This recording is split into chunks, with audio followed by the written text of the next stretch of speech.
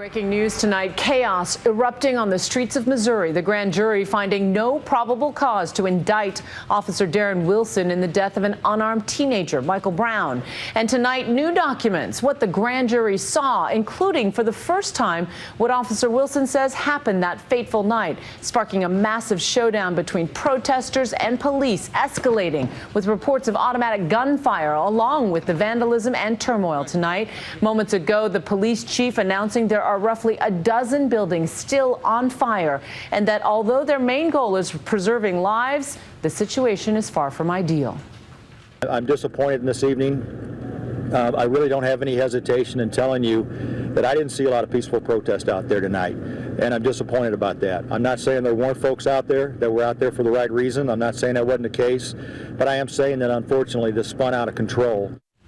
That just moments ago. We turn now to ABC's Steve Osunsami, who is on the scene in Ferguson. Tonight, a city on fire, anger exploding in the streets of Ferguson, Missouri, after the decision was finally announced in this racially explosive case. Darren Wilson, the Ferguson police officer, not indicted in the shooting death of unarmed 18-year-old Michael Brown. The grand jury deliberated over 2 days, making their final decision. They determined that no probable cause exists to file any charge against Officer Wilson and returned a no true bill on each of the 5 indictments. Just minutes after, protesters got violent, setting police cars on fire. They went pouring onto a highway, blocking traffic, police fighting them back with tear gas. Gunshots rang through the air just feet from the Ferguson police station. The FAA issued a no-fly zone for the entire St. Louis area. And new tonight, prosecutors are releasing massive amounts of evidence. These never-before-seen pictures of Wilson in the moments after his alleged fight with the unarmed 18-year-old and the gun Wilson used to kill him. A medical report from that night shows that Wilson needed x-rays and anti-inflammatory medicine for a facial bruise. And tonight, for the first time, we get Wilson's account. In his interview with police the day after the shooting, he said, "I was guaranteed he was going to shoot me. That's what I thought his goal was." This grand jury wasn't deciding guilt or innocence. They were just deciding, is there probable cause to send this case to trial? Was there enough evidence for a regular jury to decide guilt or innocence? And these grand jurors said no. President Obama weighed in shortly after the news broke. Benjamin Crump, the attorney who represented the family of Trayvon Martin, another young black teen killed, was with Brown's family when they learned the news. She is heartbroken that the system would allow her unarmed son to be killed in broad daylight and the officer not even have to come to court. Brown's mother, who broke down into tears when she found out, is now demanding an explanation.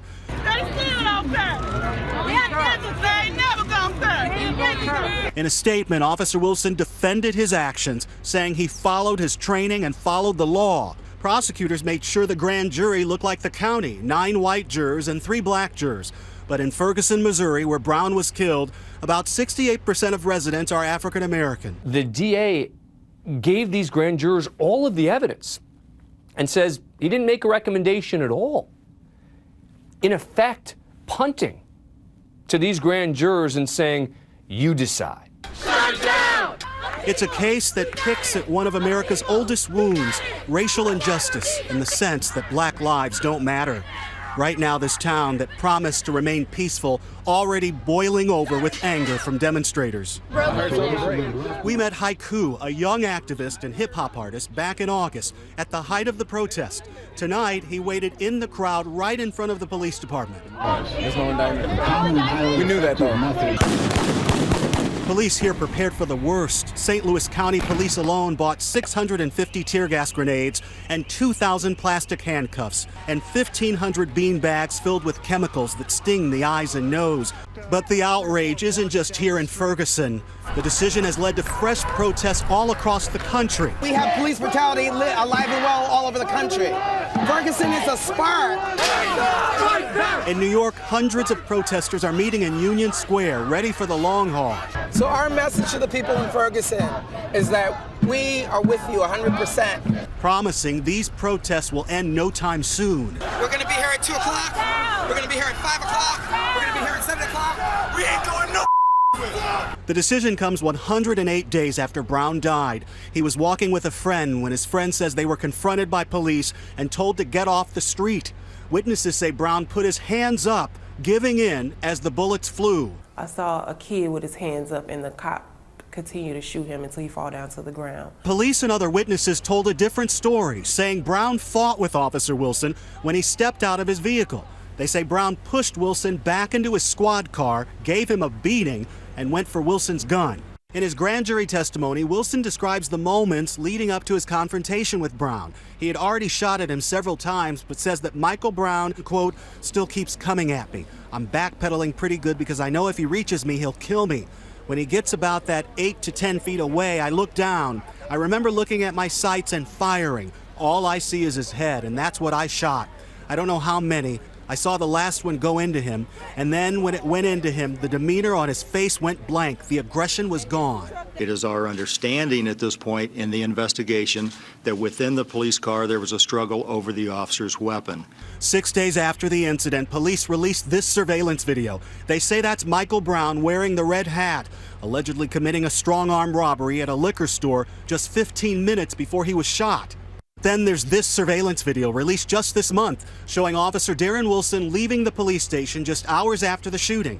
In this image, he doesn't appear to have any visible injuries from a fight. Michael Brown's family demanded action. How can peace be restored, ma'am? Arresting this man and making him accountable for his actions. In August, peaceful protests quickly turned violent. Thieves used the protest as an excuse to loot and burn down this convenience store. The National Guard moved in to enforce a state-mandated curfew. You must leave immediately. No justice! No curfew! The guy with the gun up there, be careful! Ferguson quickly became ground zero for one of the most intense civil rights debates in recent memory. In the middle of the action was where we met Haiku, the hip-hop artist documenting the unrest. Y'all was just marching and then tear gas. Just marching and they start tear gas. That burn. As soon as the sun goes down, man, it's like a third world country that's fighting for liberation once again, because it really is like that. New clues came in with the county autopsy and toxicology reports.